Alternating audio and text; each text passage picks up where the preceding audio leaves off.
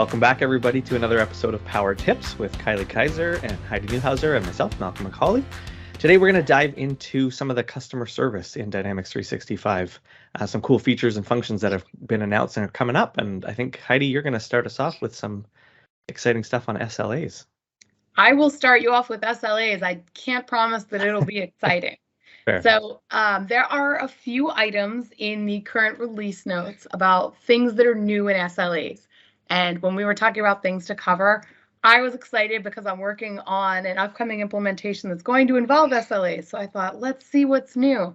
And honestly, it's a little disappointing, but we're going to talk about them anyway. So if you haven't seen SLAs, I just threw a couple screenshots here. These are SLAs. They're little timers, so you can configure them on pretty much any fields in your system, and it's pretty cool. So if you need to track how long it takes a user to do something, you can accomplish that with SLAs. So let's move on to the next slide, and we will look at some of the new things. So new thing number one, you can use custom time calculations in SLAs. This is available now. You can see on the screenshot at the bottom, this is not a no-code, low-code solution. This is something that is all code for your solution. But what you can do is customize your calculations of the warning time and failure time of an SLA. So before this, you would just put in like a very logical number for what your failure time is, right? It's 18 days. It is 3 hours.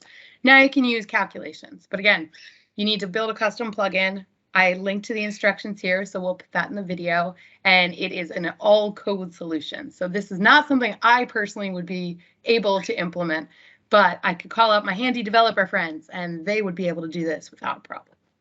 So that's custom time calculations. The next new thing is grouped under the release notes as usability enhancements.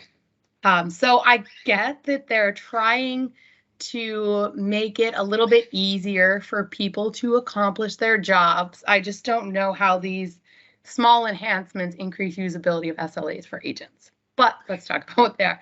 These are all available now. One of them, this is a small thing, but it's probably a big thing if you're a system admin and you want them to say something other than succeeded or expired. You can customize your text that displays on the SLA.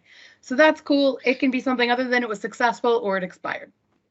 The other thing, I think this is cool because if you've configured SLAs, you know that you have to add calendars and schedules, and that's been data in the past, right? You have to do it in Sandbox and then manually put in your calendars, and then you do it again in production. Now you can import and export them. Isn't that cool? You don't have to do it twice. So I linked to the instructions on how to do it here. It's going to be easier in the hopefully near future with the Customer Service Admin Center. That is not generally available yet, but you can do it with the link of the instructions here. And I put in a handy fun fact I saw when I was looking at the release notes. If you delete a solution containing the SLA is deleted, but the corresponding calendars are not deleted. Oh, wow. So if you need to delete it for whatever reason, just know you'll have to go and delete those calendars separately as well. So those are the usability enhancements. I think it's more for system admins, even though the release notes talk about making the agent's life easier. But That's awesome. I don't have quite as much content. I tried to divide mine up into multiple slides, but really there was only a couple of key features. So I've got the title slide and one more. So if we jump to the first one, we're going to focus on knowledge management. And what stands out to me is the focus. Again, we're really looking at this from hey, what's coming up and what are the new release waves talking about? And so the things that they're focusing on are clearly around efficiency and self-service, which makes complete sense, right? From a self-service, we see this a lot at our customers where there's a big desire for proactive support. Hey, let's give them the information and solve the problem before we even hear about it. We don't even want to hear the question if we can help it. And so there seems to be a lot of focus on that. I think Microsoft's listening hard to that and starting to build in things to allow, as you can see, the ability to search knowledge base articles through Power Virtual Agents, right? So giving the ability for somebody who's having an engagement with a Power Virtual Agent to have access, have the agent actually surface relevant things based on the context of what the customer is looking for. So that's huge.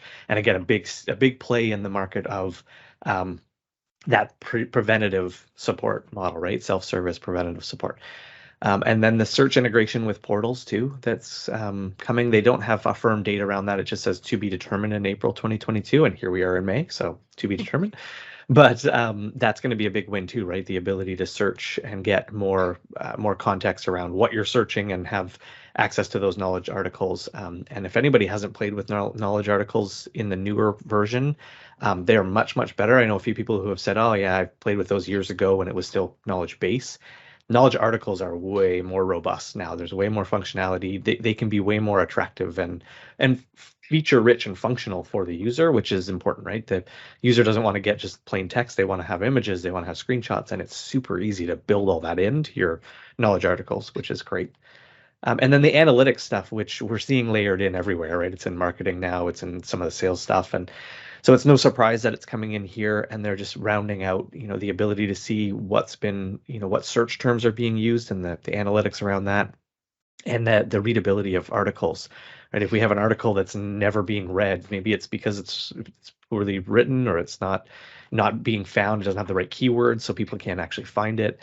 So having access to that analytics and being able to reflect back on that stuff, that's a huge deal to me. So those in terms of upcoming release items, some of them GA already, but those are items that caught my eye that I think are really, as I said, really focused on that self-service piece, which is a huge win for customer service reps. Cool. I got over to you, Kylie.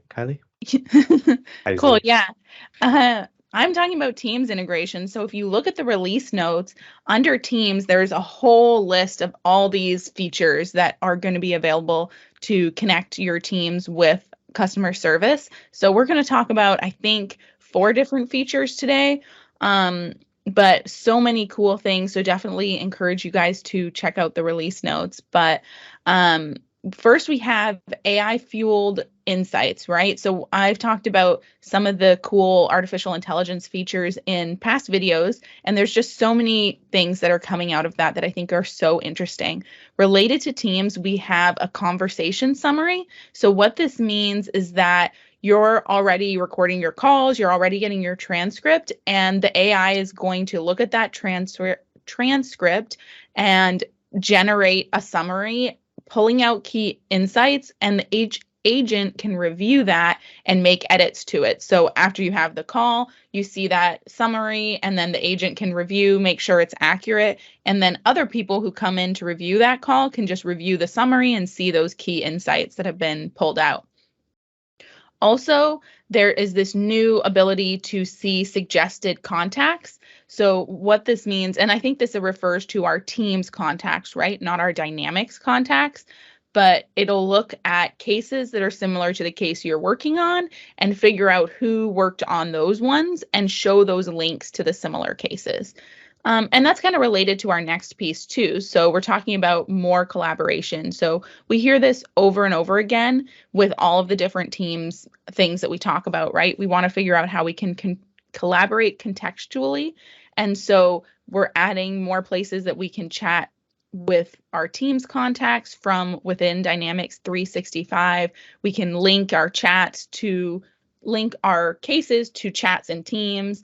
You can also share records to Teams directly through there. So I'm in Dynamics and I can send something to Teams, and then someone will be able to see like a summary of that case, for example, in Teams and respond to it and make changes like without leaving Teams.